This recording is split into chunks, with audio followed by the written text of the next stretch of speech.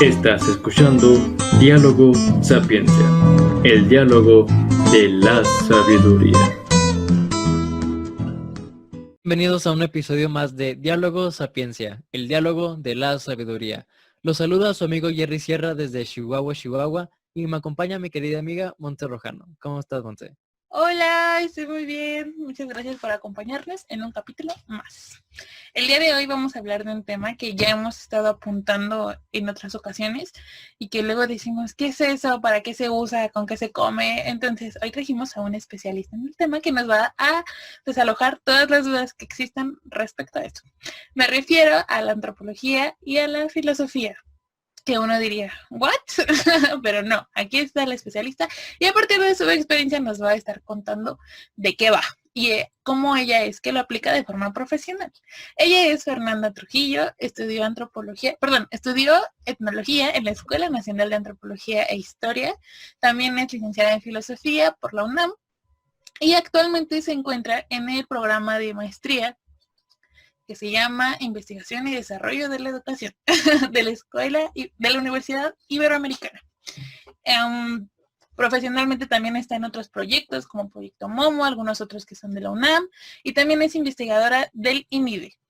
Fer, muchas gracias por acompañarnos, muchas gracias por aceptar la invitación. ¿Cómo estás? Muy bien, muchas gracias a ustedes por invitarme. Me da mucho gusto verte, Monse, aunque sea de manera virtual, y conocer a Jerry de Chihuahua, Chihuahua. Yo lo había escuchado con su acento así. Mucho gusto, Jerry, mucho gusto. Y pues nada, encantada y súper emocionada y de verdad muy agradecida de que ustedes se hayan atrevido a hacer esto. Y digo atrevido porque pues sí, se necesita dedicarle tiempo y dedicarle pues cerebro también, ¿no? A todo esto y pues es bien bonito que existan estos espacios que para nosotros como científicos sociales, humanistas o artistas, porque he visto que han tenido de todo, ¿no? Podamos desahogarnos, podamos platicar de lo que más nos apasiona y podamos también enseñarle a la gente que es mucho más bonito y mucho más cotidiano y mucho más normal de lo que ellos creen, ¿no? Ir más allá de decir la antropología no solo son dinosaurios, más ni son dinosaurios y la filosofía no siempre es marihuana. Así es. No siempre. Entonces, pues muchas gracias por invitarme. No siempre, por eso aclaré, no siempre. O bueno, podríamos decir, no solo ese. Pero no porque sea filósofo o antropólogo. Pero no. Exactamente, o sea, no son sinónimos. Ser filósofo y antropólogo no es sinónimo de ser marihuano. Claro. Así es. Aunque puede ayudar. Cierto, paz, si estás viendo esto, viva Cristo. Ok, pues vamos a empezar. Primero me gustaría que nos contaras, pues, ¿cómo entraste tú en tu experiencia a este mundo? ¿Cómo estuvo? ¿Cómo empezaste por filosofía? Porque primero estudiaste filosofía y después etnología. Entonces, cuéntanos primero como esa etapa de tu vida donde dijiste, me voy a dedicar a esto.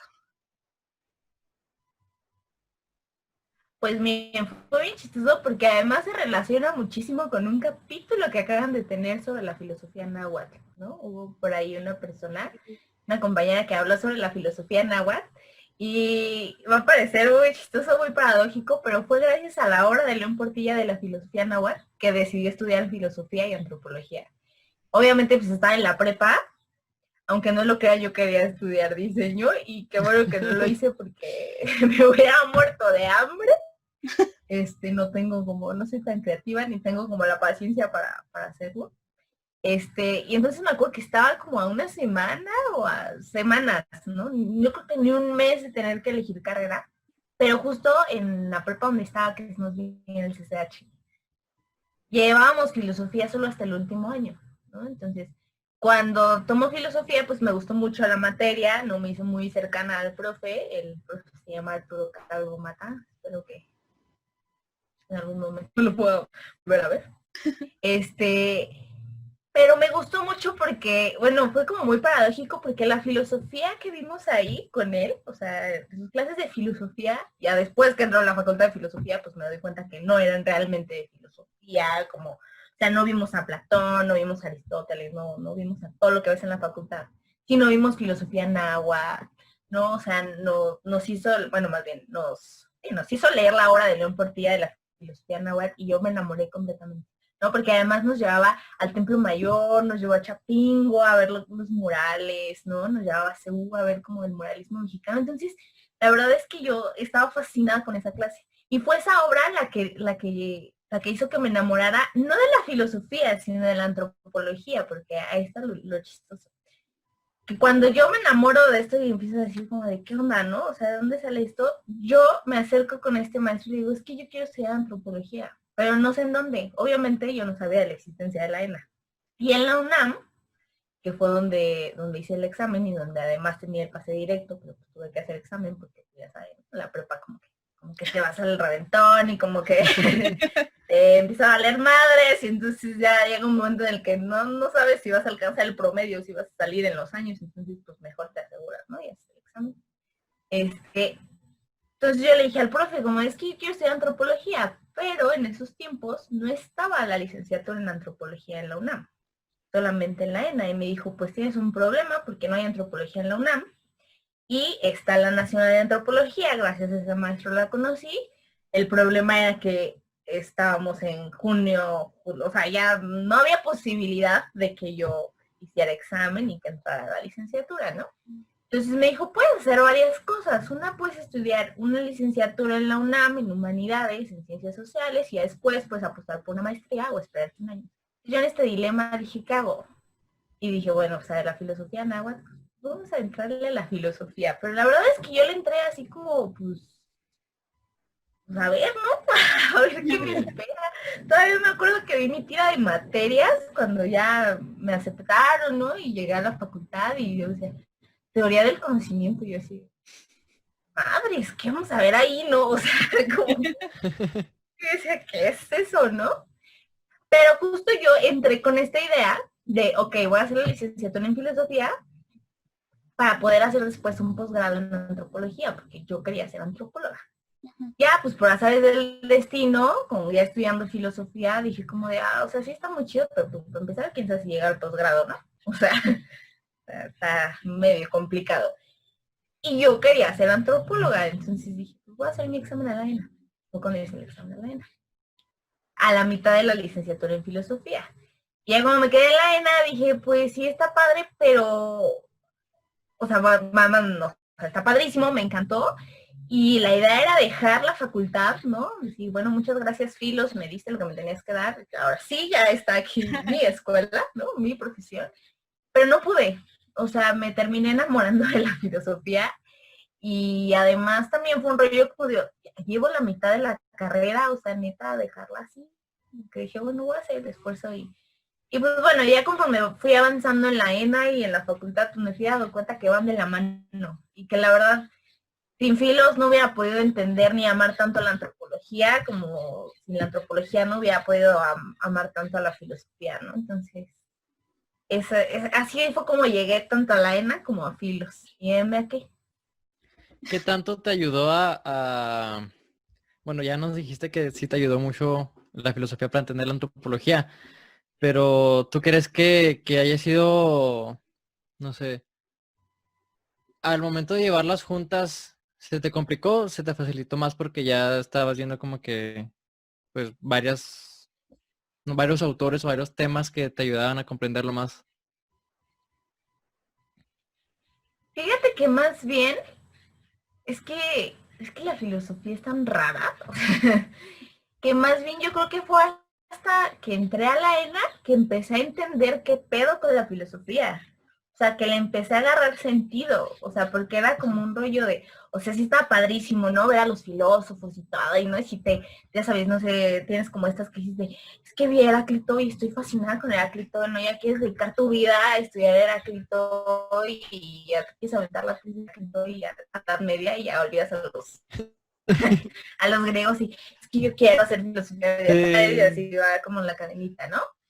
pero sí como que la filosofía es como mundos como muy cerrados, ¿no? Como la filosofía, la filosofía griega, la filosofía medieval y así, ¿no? Entonces como que no agarraba yo mucho el sentido. De hecho, en algún momento lo he comentado con varios de mis compañeros, que la licenciatura en filosofía en la UNAM, y no estoy diciendo, o sea, no es por criticona, ¿no? Y al contrario, le agradezco muchísimo porque aprendí muchas cosas, pero es más bien como una licenciatura de historia de la filosofía, ¿no? No como que hacer filosofía como tal, como que no va por ahí la onda. Entonces, justo cuando entro a la ENA, pues me empiezo a dar cuenta que o sea, que todo lo que he visto allá como que sí empieza a tener sentido cuando me acerco a otras realidades, ¿no?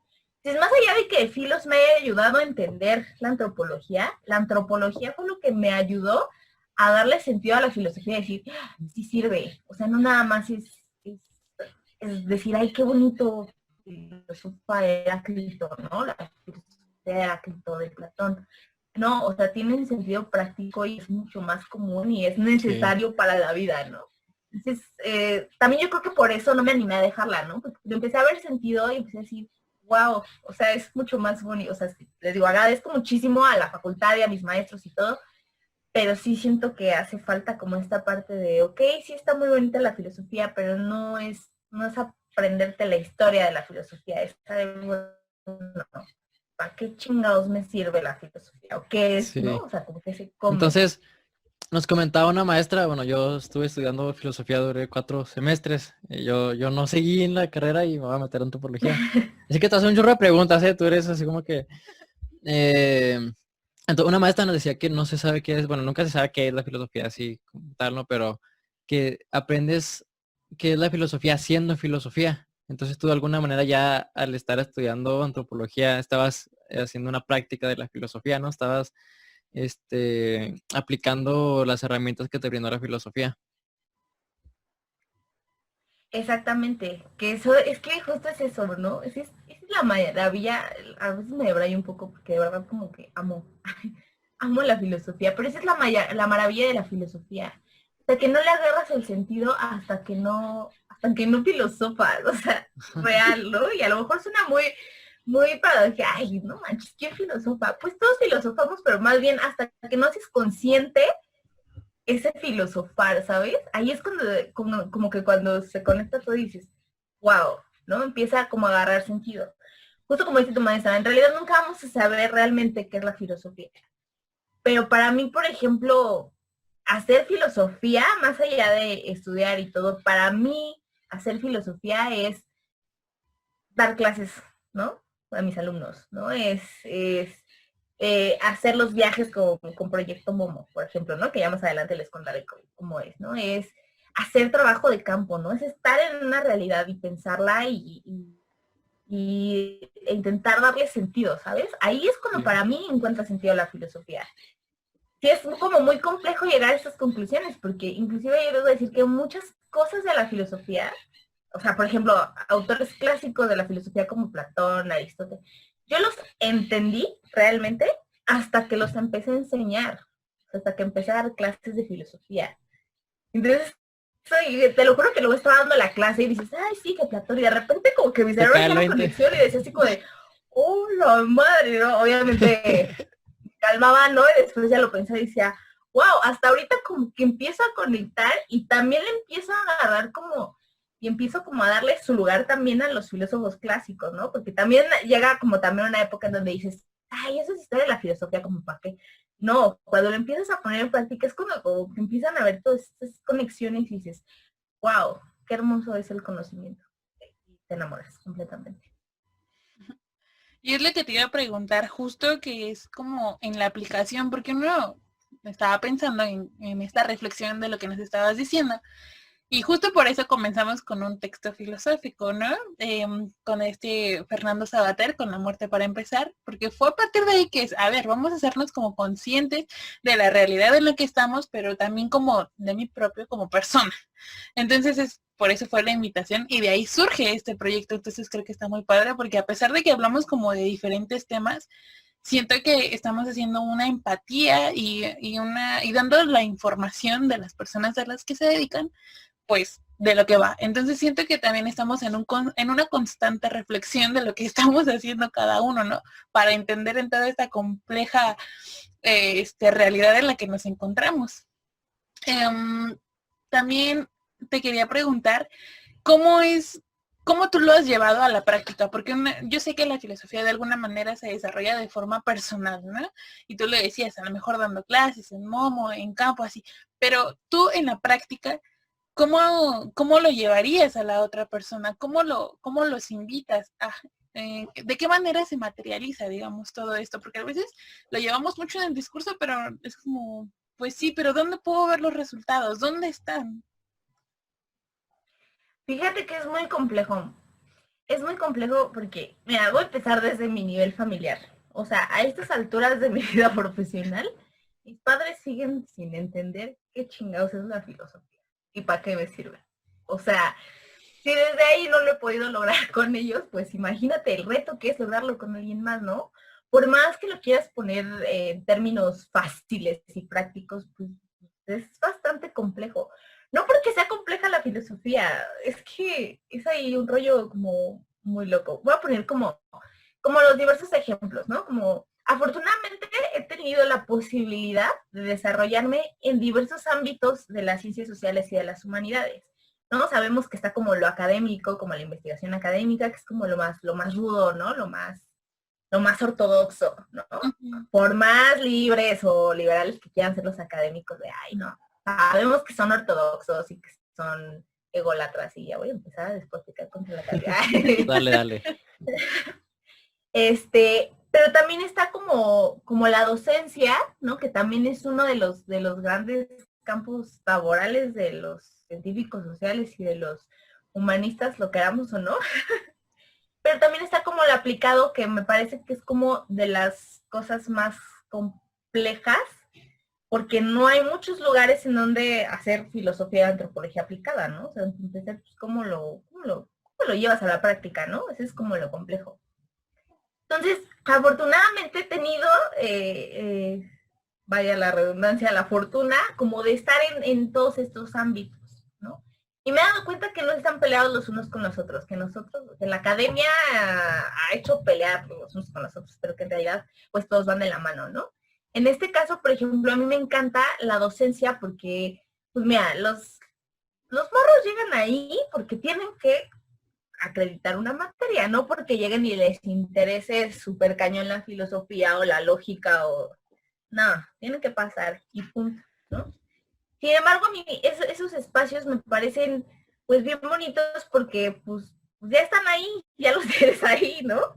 Pues aprovecha que están ahí, aprovecha que los tienes ahí, entonces pues haz de eso algo como mucho más comprensible, mucho más fácil. Justo les voy a contar algo que me dio mucha risa porque hay un grupo del colegio de filosofía y ayer escribe un chavito como de, ¿alguien de aquí sabe de lógica aristotélica o algo así? Y le puse como, pues, ¿qué necesitas? Y me dijo, hola, soy yo quien escribí en el colegio de filosofía. Y le dije, ¿pero qué necesitas? Le dije, ¿estás estudiando filosofía o por qué no? O sea, dije, a lo mejor en primer semestre, ¿no? Me dice, no, es que sigo en prepa, pero pues estoy a punto de no salir por la materia de lógica, que no lo entiendo, ¿no? Y ya me pasó el temario y no sé qué. Me dice, pero los exámenes son en línea. O sea, yo creí que lo que este morro quería era una asesoría como para que le ayudara a pasar el examen. Ay, quería que tú se lo Y lo que quiere este morro es que, como el examen es en línea, que él me vaya pasando las preguntas y yo se las vaya respondiendo, ¿no? Entonces, bueno, independientemente de eso, le dije, ay, me voy a sentir muy sucia si te voy a hacer trampa. Pero algo que yo le decía, le dije, es que me caga que se queden en la prepa por una materia como lógica. ¿Por qué? Y no voy a juzgar, digo, cada maestro tiene su forma de enseñar, pero porque la hacen ver como la cosa más aburrida y más difícil del mundo. Es algo que a mí me encanta hacer, a lo mejor quizás porque amo la filosofía y que a lo mejor transmito ese amor con mis alumnos, ¿no? Y a lo mejor intento que no se haga tan complejo, pero es decirles, o sea, esto está en su vida diaria, ¿no? Y entonces, tenerlos ahí, les digo, ellos a fuerza saben que tienen que acreditar esa materia, pero ¿por qué hacerse los pesados? O sea, ¿por qué no platicar con ellos y dárselo de la manera más bonita que uno puede, ¿no? Y entonces había una alumna que me decía, bueno, una vez estaba con varias alumnas y le decía, Andrea, que fue mi alumna, le decía a la otra chica, es que ella me choca porque siempre que salgo de su clase me saca con crisis existenciales, ¿no? Entonces, ese tipo de cosas era así como de, estoy logrando mi objetivo, ¿no? Claro. O sea, a lo mejor pues no van a estudiar la filosofía los morros, pero por lo menos estoy haciéndolos pensar y ya con eso me doy por bien servida, ¿no? Eso para mí es increíble. Entonces, pues no sé, a mí me encanta. La docencia creo que es un medio bien interesante y bueno, lo aplicado también, en Proyecto Momo, por ejemplo, es una empresa que se dedica a hacer viajes educativos.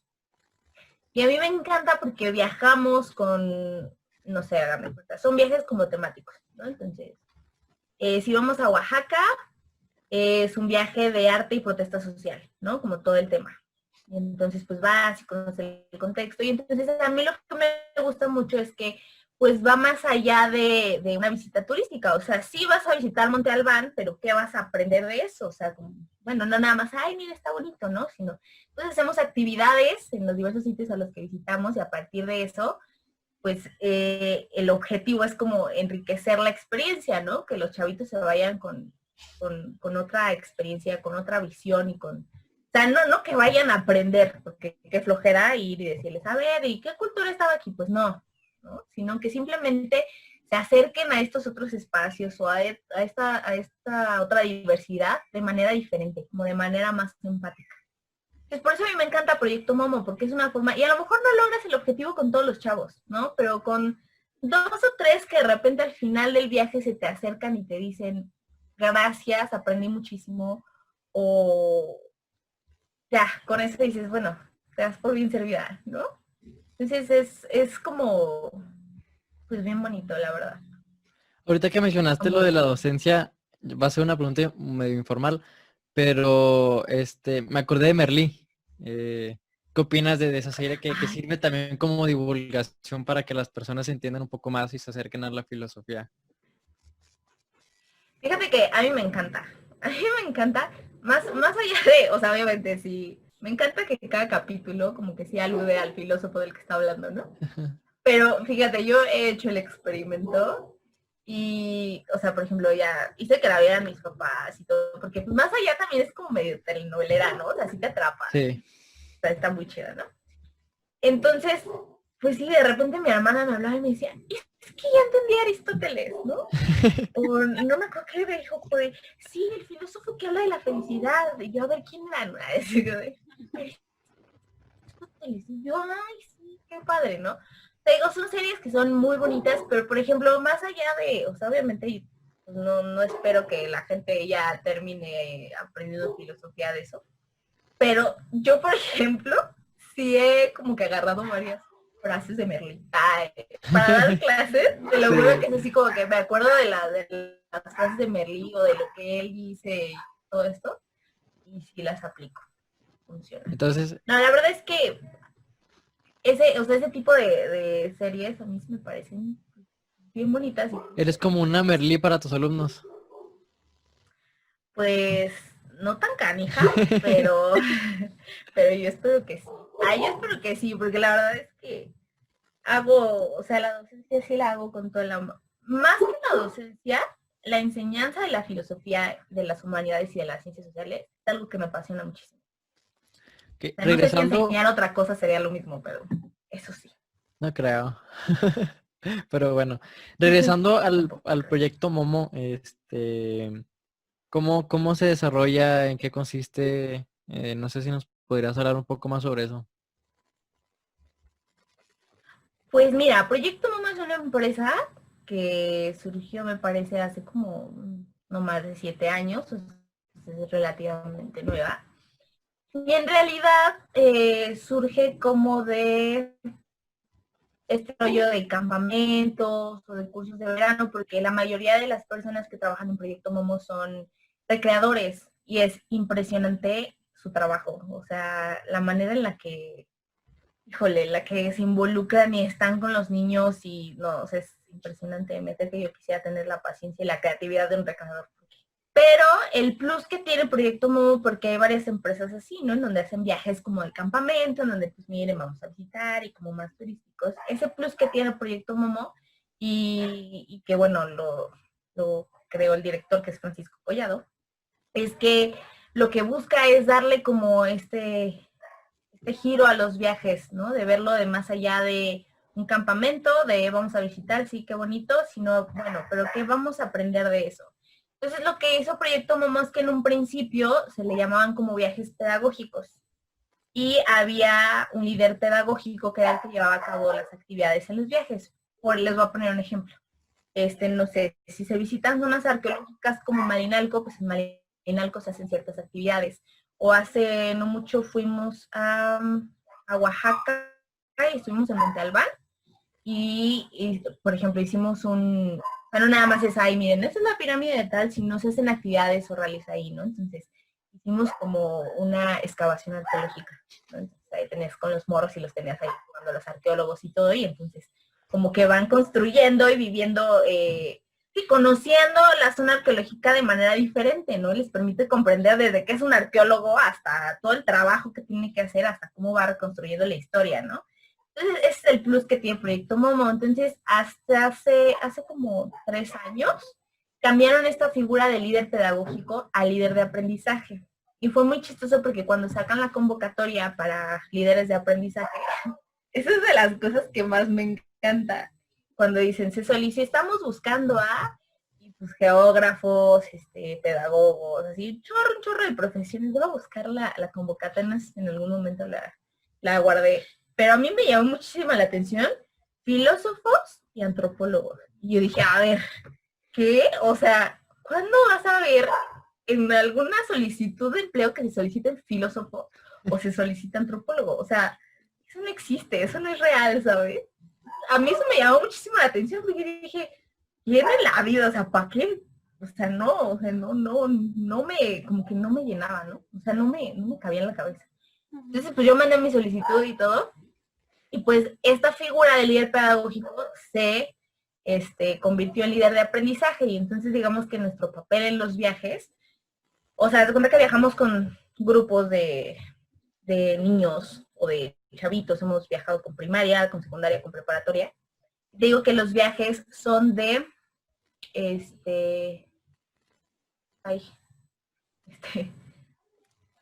de diversos temas, ¿no? Y entonces en cada viaje se llevan a cabo actividades en las diversas visitas. Por ejemplo, se hacen talleres con artesanos y estas actividades son guiadas por la figura del líder de aprendizaje, que ahí es como lo bonito porque cada líder de aprendizaje, que yo conozco líderes que son geógrafos, hay otros filósofos, hay gestores interculturales, cada uno le da su plus, ¿no? Y tenemos como esta libertad de manejarlo como se nos dé la gana, ¿no?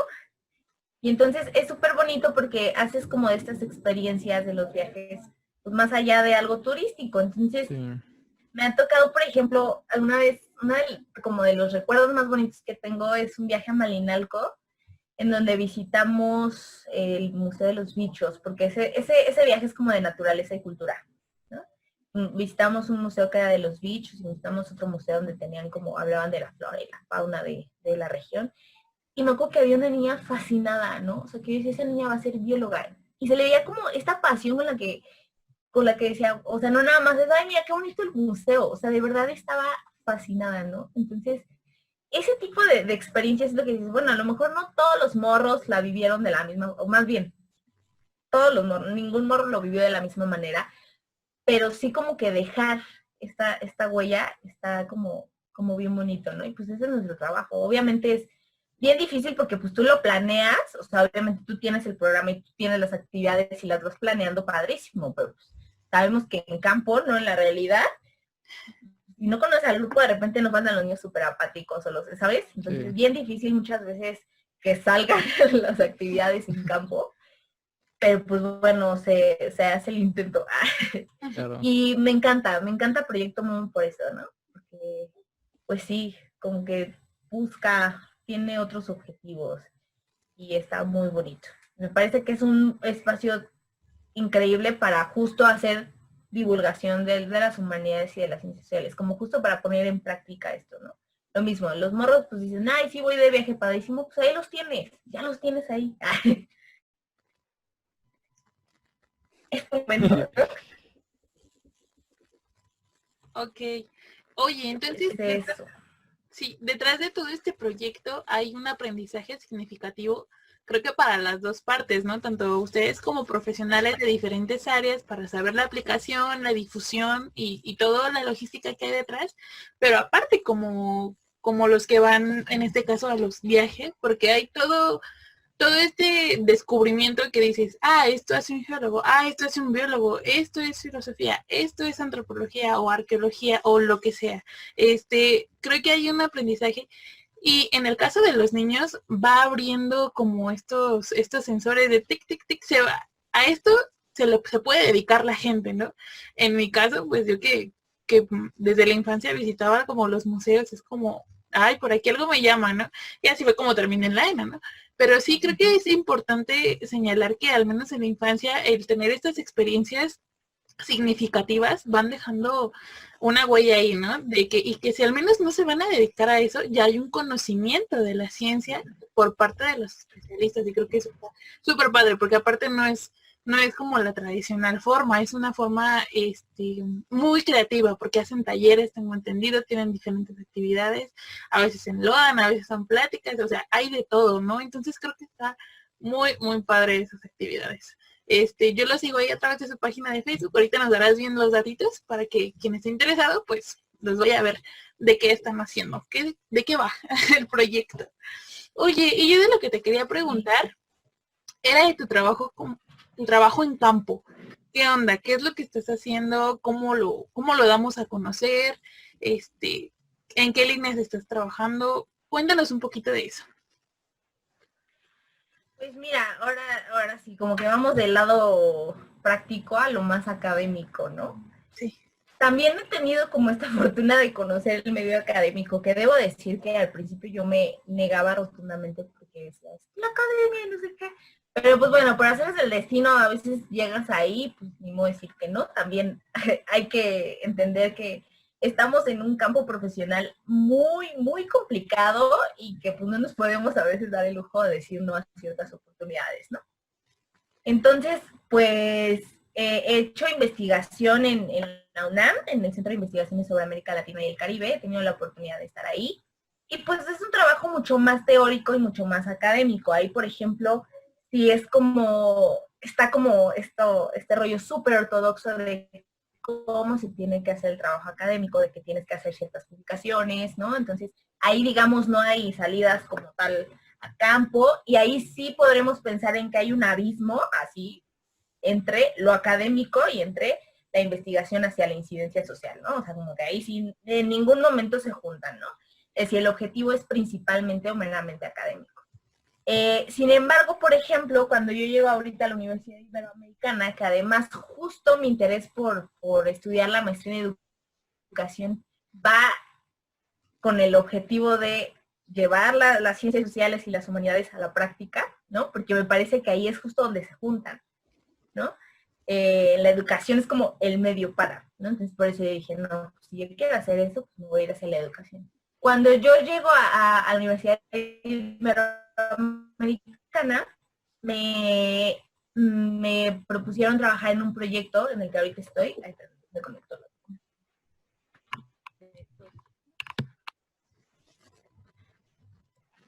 Me proponen trabajar en un proyecto en el INIDE, que es el Instituto Nacional, no, el Instituto de Investigaciones para el Desarrollo de la Educación. Espérate, si quieres acércate un poquito más el micrófono, como que se empezó Ahí está. Ajá. Y justo ahí está como esta apertura, bueno, no más bien, será porque la investigación educativa pues no se puede, por más que se quiera, no se puede deslindar de la incidencia social. O sea, si tú haces una investigación de educación y la haces solamente con puros objetivos académicos, pues como que pierde el sentido porque la educación es práctica, ¿no? Entonces ahí como que empieza a haber esta conexión entre la investigación y la práctica y la incidencia social. Entonces ahí, por ejemplo, y se abren más estas oportunidades de pues hacer trabajo de campo, ¿no? En los proyectos, lo que se hace más en ese instituto tiene que ver más con evaluaciones de la educación, con políticas públicas en educación. Y, por ejemplo, ahorita estamos trabajando sobre participación de padres de familia o la relación entre la familia y la escuela y ver qué tanto eso influye en el proceso de enseñanza-aprendizaje, así como para la construcción de comunidades más pacíficas y más democráticas, por ejemplo, ¿no? O sea, como que tanto en su sentido pedagógico como en su sentido político.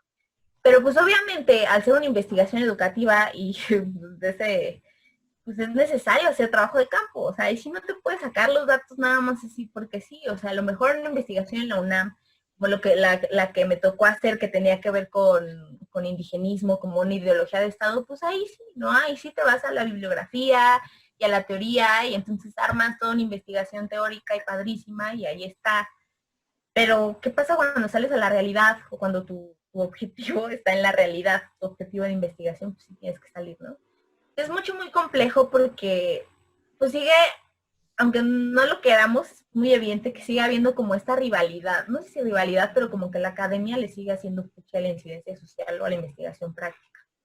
En la experiencia tengo un maestro que decía que le tocó hacer el INER, le pidió que hiciera una evaluación sobre escuelas rurales o de CONAFE o algo así, y entonces tuvo que dedicar un año completo a hacer esa evaluación. Obviamente, esa investigación tenía como mucho más fines prácticos y ciencia social. ¿Por qué? Pues porque tenía que publicar, o sea, todo el tiempo las estadísticas y hacer campo y hacer entrevistas y todo. Durante ese año que él estuvo realizando esa investigación, como no hizo publicaciones, como no fue a congresos, como el SNI lo sacó. O sea, la academia dijo, no, para mí no estás haciendo investigación. ¿Por qué? Porque yo no veo ningún libro publicado, ningún artículo, ningún... Y es como, o sea, si te pones a pensar, es como, o sea, güey, estaba haciendo la investigación de su vida, o sea, estaba haciendo una investigación que realmente podía tener sentido, o sea, o realmente importante, ¿no? O sea, no se estaba picando los ojos, ¿no? Entonces ahí es como cuando está este rollo entre, bueno, entonces, ¿qué busca la academia? O sea, ¿cuál es el objetivo de la academia? Sentarte a escribir artículos, pues ahí sí, pues no voy por ahí. Pero justo, ¿no? O sea, siento que eso no se alcanza, que la investigación en educación pues no puede deslindarse de la incidencia social y no puede deslindarse del trabajo de campo. Y sí, obviamente acude a la teoría, pero es súper necesario estar en campo, como decíamos, ¿no? Tiene que partir de la realidad. O sea, ¿cómo yo voy a hacer una investigación? Ahorita, por ejemplo, mi investigación se basa en pues, en Guerrero, ¿no? En cómo sabemos la situación de violencia que se vive en Guerrero, muchísimos tipos de violencia, y cómo a partir de eso pues, la gente sigue resistiendo, o sea, el simple hecho de vivir ahí es seguir resistiendo a la violencia, ¿no? Han buscado formas de organización, se han organizado, existen movimientos de resistencia, cómo esos movimientos aportan, ¿no? En la educación, cómo a partir de eso se pueden construir, pues, comunidades más democráticas, más pacíficas, etcétera, ¿no? Pero pues yo no puedo sacar así como inventar la investigación, o sea, pues existe la crack, no, o sea, tengo que ir y ver qué pedo, ¿no? O sea, cómo están funcionando las escuelas, o sea, qué pasa, porque me ha tocado, no sé si vieron, o fue sí, en enero más o menos, fue cuando desaparecieron, o más bien un grupo de músicos de la comunidad de Alcozacán de Guerrero se fueron a tocar a otro pueblo y los mataron, ¿no? O sea, los bajaron de la camioneta, muchos decían, es que iban por la camioneta, pues no, porque la camioneta estaba enterita, o sea, iban por ellos. Esos músicos son de la comunidad en donde yo trabajo, ¿no? Y entonces se hizo mucha difusión porque llegó un momento en el que se creó, la noticia fue que los mismos niños habían tomado las armas, que eran miembros, que sus papás eran miembros de la CRACPC, de la policía comunitaria de allá de Guerrero, y que los mismos niños habían tomado las armas para decir ya basta, ¿no? Entonces ahí es un rollo como bien complejo porque pues por un lado dices, no manches, o sea, imagínate, un niño, porque inclusive entrevistan como a 2 o 3 niños, un niño que dice que él quiere seguir yendo a la escuela, pero que ya no puede porque pues, los están matando, ¿no?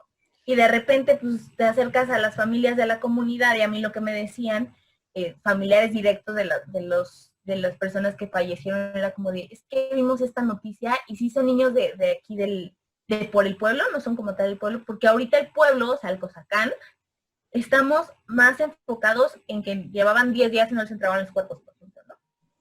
Entonces, como que esta distorsión de, bueno, ¿qué es lo que está pasando? Que sí se están levantando en armas, pero sí son los niños de la comunidad, y en la comunidad te dicen, a ver, nosotros no sabemos ni qué onda ahorita, estamos esperando que nos den los cuerpos. Entonces, pues es necesario como pues estar ahí.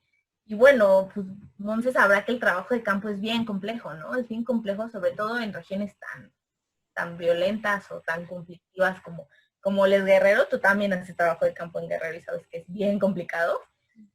Entonces, pues no sé, hay tantas cosas que... Y creo que estás tocando un tema muy importante, que ya lo hemos señalado, pero que hasta apenas lo vamos a decir así claramente, tal cual, que para eso estamos, ¿no? Nosotros, los investigadores, los antropólogos, los filósofos, los psicólogos, los sociólogos, para dar cuenta de esta realidad social en la que estamos, ¿no? Porque a veces como ciudadanos de la capital o de una capital en particular, es como, ay, sí, y lo que pasa aquí, pero creo que una de las preocupaciones que han surgido es, al menos de las ciencias sociales, es saber qué está pasando afuera y por qué está pasando. Y ese es mucho de nuestra labor, dar sentido, dar explicación de, miren, estos acontecimientos sí se dieron y a nosotros nada más a través de los medios de comunicación nos están dando un cachito, apenas una ventana a lo que es el fenómeno.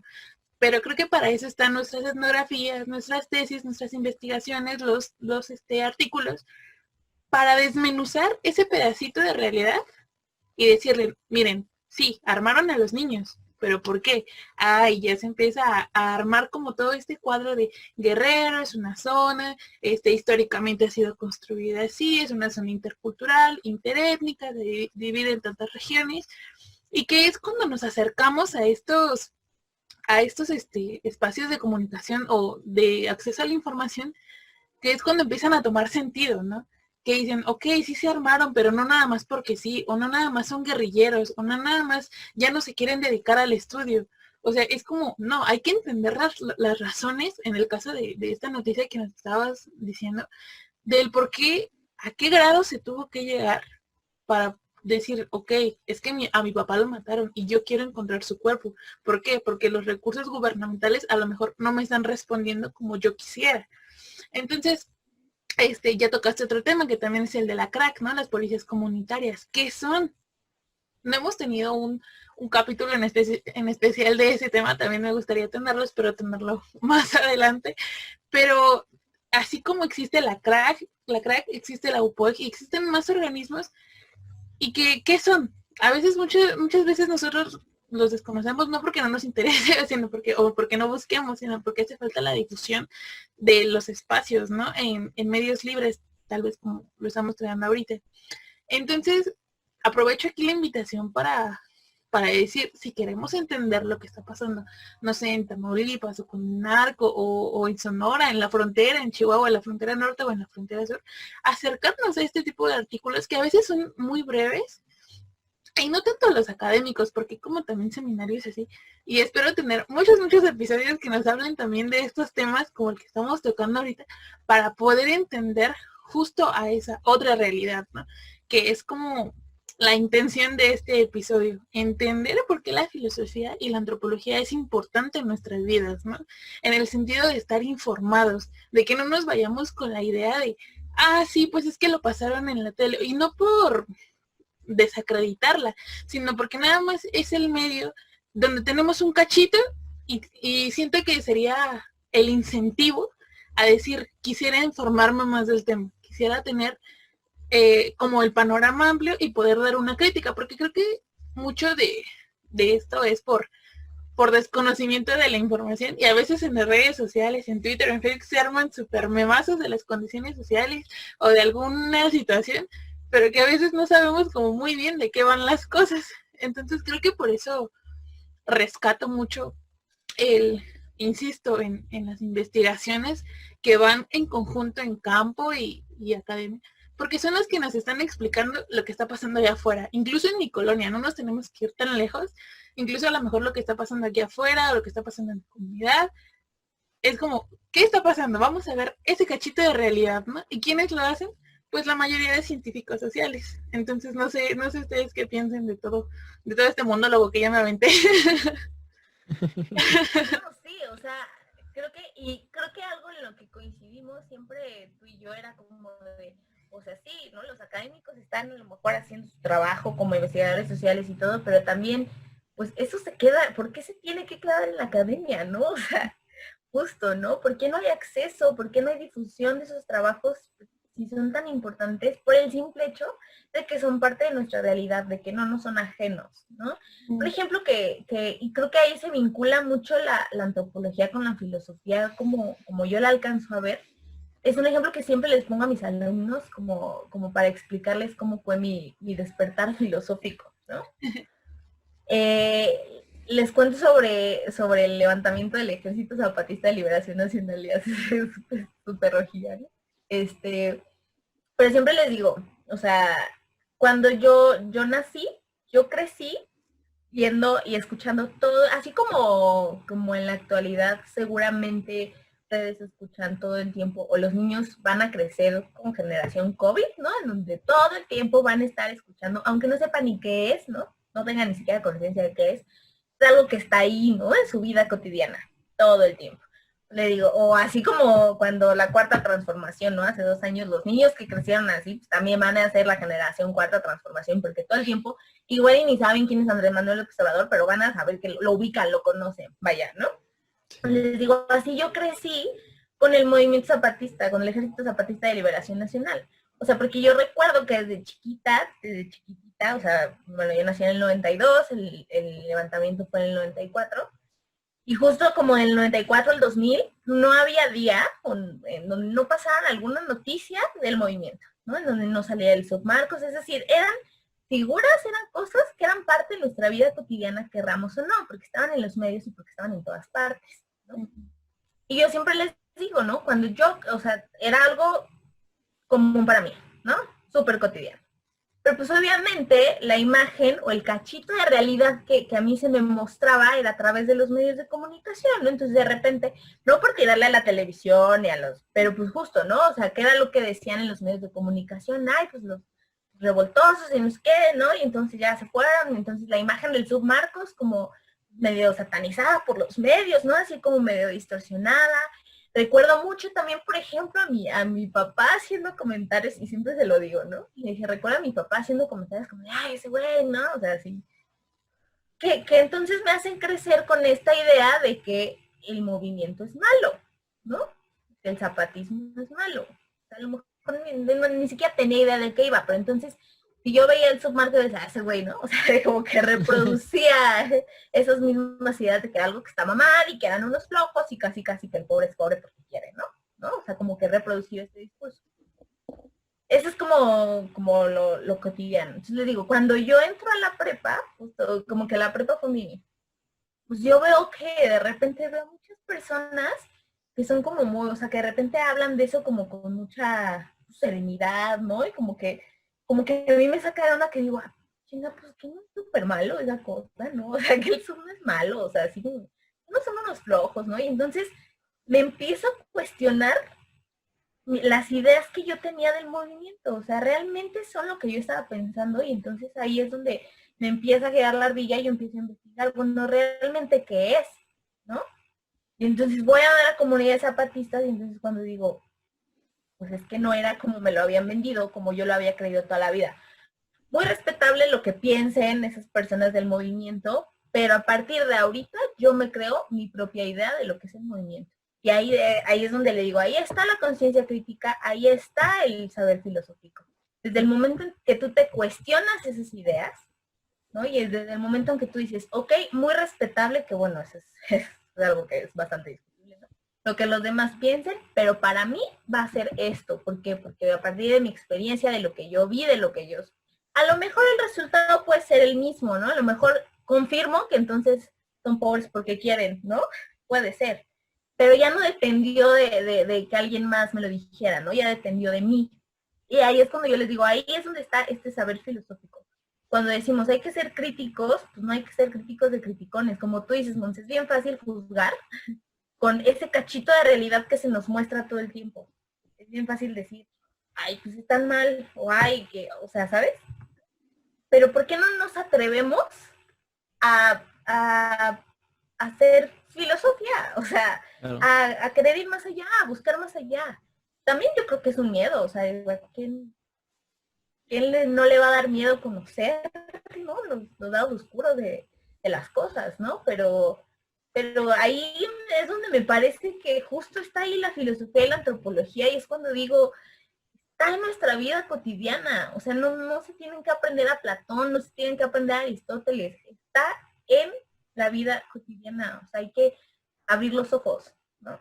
Así es. Eso es para mí, y, o sea, por eso yo siento que el ZLN literal marcó mi vida, ¿no?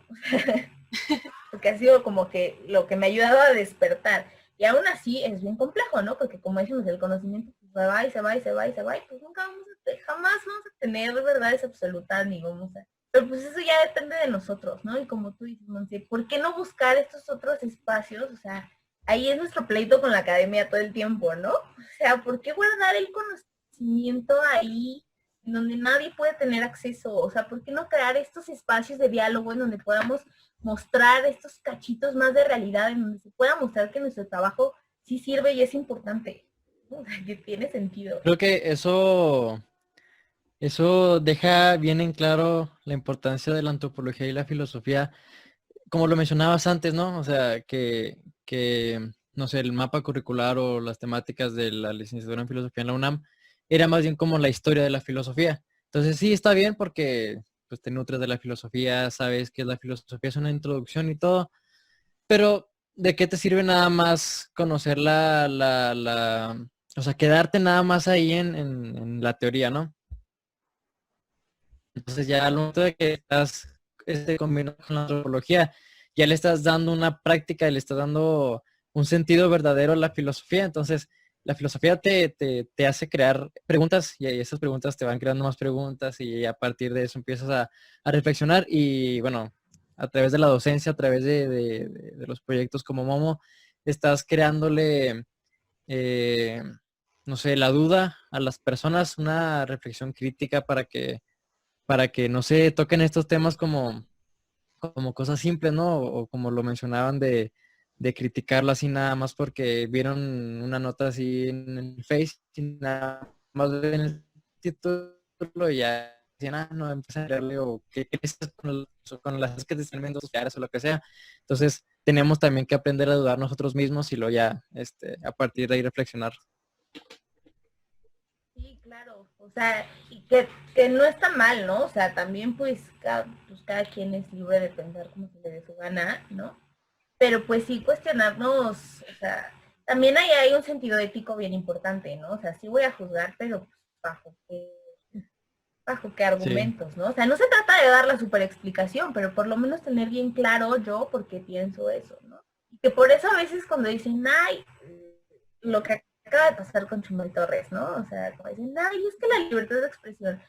No se está atentando contra la libertad de expresión porque lo que está haciendo esa persona es fomentar un discurso de odio, porque ni siquiera tiene, él ni siquiera sabe desde dónde está basando lo que está diciendo, ¿sabes? Si tuviera bien claro eso, pues bueno, quizás podría ser válido, pero fomentar un discurso de odio a mí no me parece que sea libertad de expresión, ¿no? Entonces, pues No bueno, todos los de Chihuahua somos así, ¿eh? Creo que es de Chihuahua, ¿no? ay, no sé. Aquí es del norte, pero no sé de dónde sea. Sí, se me hace que sí es de aquí. Sí, y también, por ejemplo, a mí me choca y me caga, y lo voy a decir con todas sus palabras, me caga en esas personas que son como de, ay, es que yo sí puedo decir, dar mi opinión, porque yo estudié. O sea, sí, nadie te quita tus créditos, ¿no? O sea, obviamente te costó trabajo, no lo haces, pero pues eso no te permite, o sea, no te da derecho a silenciar y no garantiza, ¿no? Exacto. Tampoco garantiza que no estés que tu falta de empatía o tu falta de, ¿sabes? No Sí. sé, ahí es como, o sea, también es ese rollo de solamente los estudiantes podemos hablar, es como, También por eso la academia, lo académico también de repente me choca un poco, ¿no? Porque es un rollo de ego, o sea, Sí, totalmente. un rollo de ego muy cañón, ¿no? Tengo un profe y le comentaba a Monse, no voy a decir su nombre, que es Te lo di. de filosofía, es de mis profes favoritos, la verdad, es una eminencia en la filosofía de la... Bueno, no voy a decir qué materias da porque pues, luego la gente va a saber los que mis compañeros de filosofía. Eh, pero el vato siempre acá anda tirando así odio a muchas cosas, ¿no? Y hace poco publicó un estado que decía, se- eh, bueno, decía que la depresión solamente debe ser tratada por el psiquiatra y que cualquier otra opción era pérdida de tiempo y no sé qué. Y luego, o sea, te pones a pensar y él nunca ha tenido depresión, entonces nunca sabe, no sabe qué es la depresión. Y él nada más tiene esa idea, ¿no? Entonces platicando con otro, o sea, él cree que tiene la verdad absoluta y él jura eso, ¿no? Entonces platicando con un facilitador investigador del Ufalvarius, un invitado que tuvimos, bueno, hace ya rato, que ya nos hablaba del Ufalvarius, que es una herramienta que te ayuda para este tipo de problemas y nos comentaba que incluso los psiquiatras, los psicólogos están empezando a acercarse a este tipo de herramientas para estas soluciones. Entonces, el vato cree que nada más lo que él dice, sí, lo que tú decías, ¿no? Los egos y todo. Que además eso es como una contradicción bien padre, y digo bien padre porque es bien evidente de la imagen de la filosofía del filósofo, ¿no? O sea, cuando bien la filosofía te está diciendo no hay verdades absolutas, los filósofos o los que hacemos filosofía nos cerramos a creer las verdades absolutas, ¿no? A creer tener las verdades absolutas. Entonces es como de, pues de a mí, ¿no? O sea, de a mí el psiquiatra pues no me dio, pues se vale decir, pues el Reiki me lo dio, me dio esa solución que no me dio medicamentos, ¿no? O sea, a mí me funcionó, cada quien, ¿no? Pero a mí esa es una de las contradicciones más evidentes de la academia en términos de filosofía, es como de, la misma filosofía te está diciendo que no existen verdades absolutas, ¿no?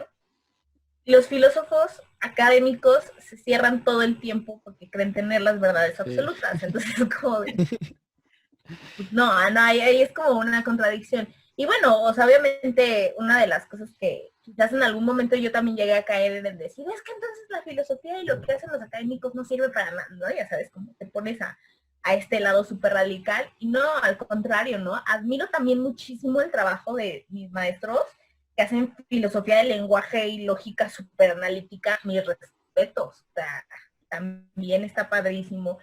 Y los que se saben de Piapa, Heráclito y intérprete, también mis respetos, está padrísimo. Pero para mí, el significado que para mí tiene la filosofía va mucho más allá de eso. Para mí tiene un objetivo práctico y por eso yo busco llevarla a cabo de esta otra manera, ¿no?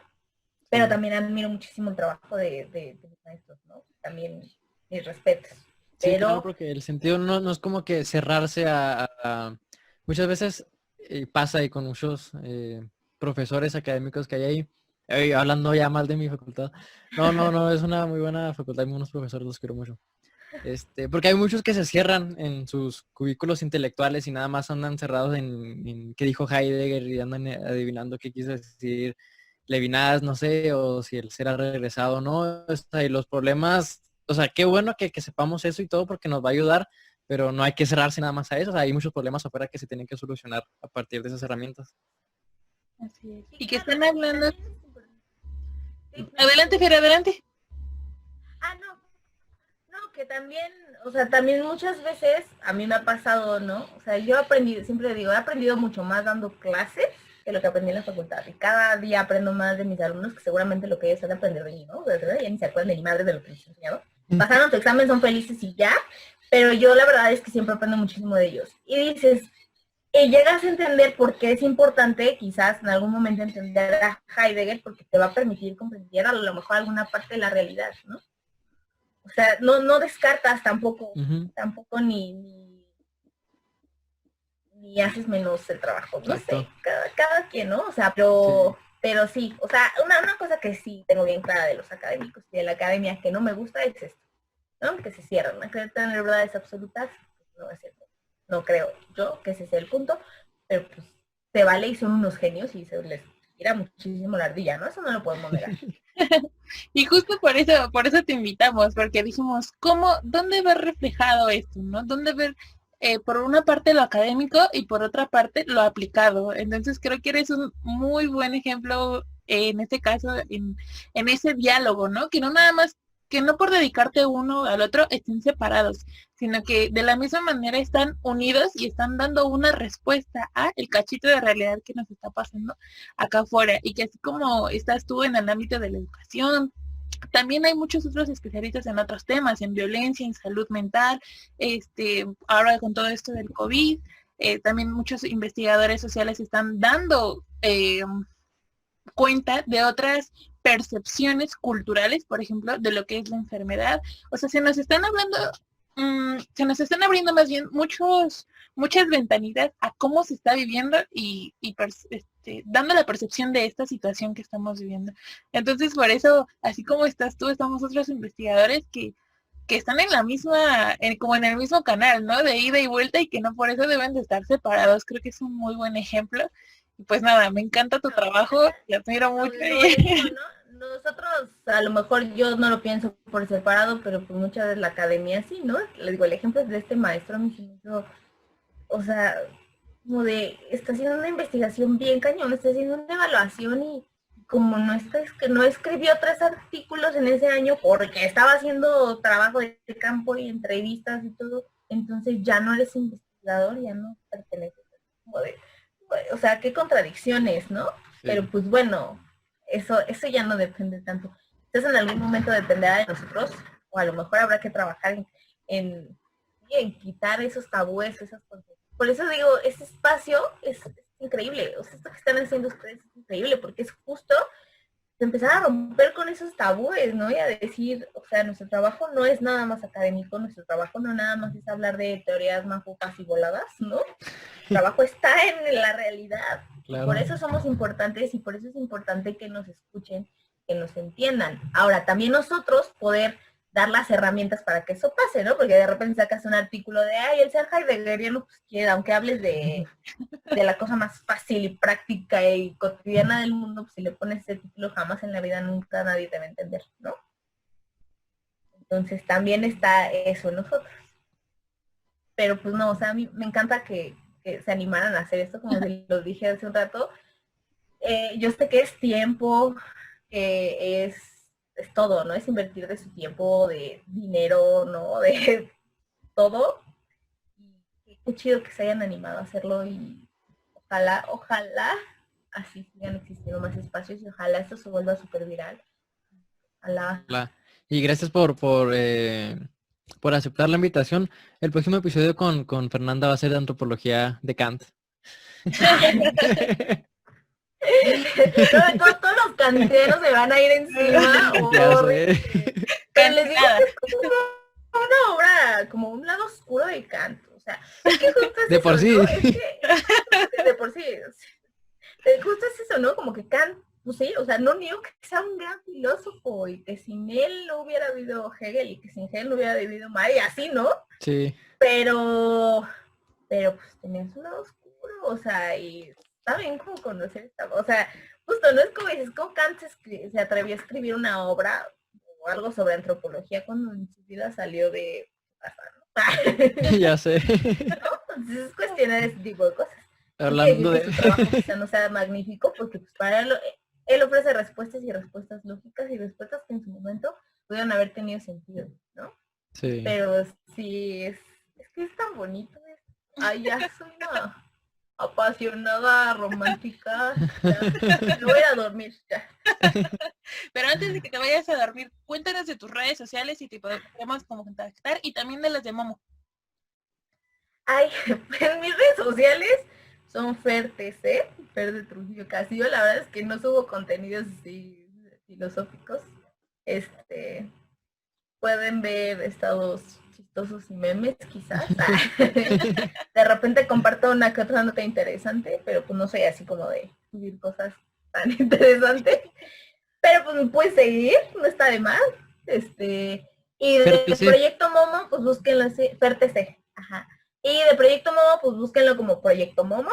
En Facebook, no, en Instagram están como Descubre Momo, en Facebook están como Proyecto Momo, también está la página de Proyecto Momo, en donde ahí se puede ver qué es Proyecto Momo, los viajes que hacemos, los temas que tenemos y todo.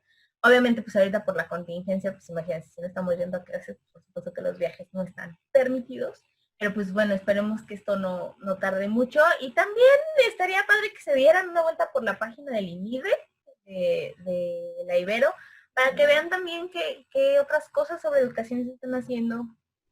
Tienen un área sobre educación rural y educación intercultural que también está muy bonito, para que también vayan y naveguen ahí. Se pueden encontrar cosas muy interesantes.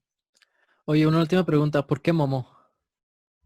Momo, por el libro de Momo. Ah, no lo conozco. Busquen el libro Ya de quedó Momo. ahí. No. Es que me sale, puse Momo y me salió la monita esa que Ella es viral. Momo. Ella es Momo. No, creo que Jerry se refiere a una imagen viral de terror que se hizo. Sí, Ah, la ay, señora. no, es horrible. Sí, ya me acordé cuál. No, Momo es un libro. Ay, no, sí es cierto, porque ¿es un libro? No, es una novela de Michael Ende. Ajá. Pues, es Oye, malísima llevamos para- aquí casi una hora hablando de Momo y todos en su cabeza a lo mejor pensaron que era ese Momo. Oye, sí. ¡Qué horror! No, De que, es el libro de que no, qué miedo, porque voy a buscar esa. que todo ya, ay no, qué feo. Ay, No, Momo no es me una obra acordaba de esa literaria. bonita. Es un libro de Michael Ende que se llama Momo y es una historia muy bonita, pero y es que se habla sobre Momo, que es una niña, ¿no? Entonces, pero no es la niña fea esa. No se vayan con esa finta, por favor. Es un libro. En la edición le Léalo. pongo ahí la aclaración de que el Sí, libro. por favor. Que si no van a decir, es que no se trae. Digan, Perfecto, Fer. Pues muchas gracias por todas las recomendaciones en muchos ámbitos que ya nos diste, en tus redes sociales, de literatura, de investigación, de academia, de todo. Muchísimas gracias. Esperamos tenerte pronto otra vez. ay, sí, muchas gracias a ustedes. Gracias por permitirme debrayarme. Ay, yo tenía mucho, como ya no había dado clases y he estado encerrada, pues como que aquí no me puedo debrayar mucho. Entonces, un buen desahogue. Claro, claro. Gracias por Cuando permitirme quieras. desahogarme. Queda el espacio abierto, así también para cualquier otra persona que nos esté escuchando y que quiera venir a contarnos un poquito de su trabajo, pues el espacio está abierto. Aprovecho para hacer la invitación y la promoción. Jerry, ¿en dónde te encontramos en tus redes sociales? A mí en Instagram como Jerry-Sierra11 y en YouTube como Jerry Sierra. ¿Y a ti, Monse? Yo estoy como Montse Rojano en Twitter, Instagram y Facebook, y en las páginas de plataformas para podcast estamos como Diálogos Sapiencia, también en YouTube y en Facebook. Ahí nos pueden encontrar o mandar correíto o cualquier cosa para contactarnos. Muchísimas gracias y nos vemos hasta el próximo capítulo. Chao. Hasta luego.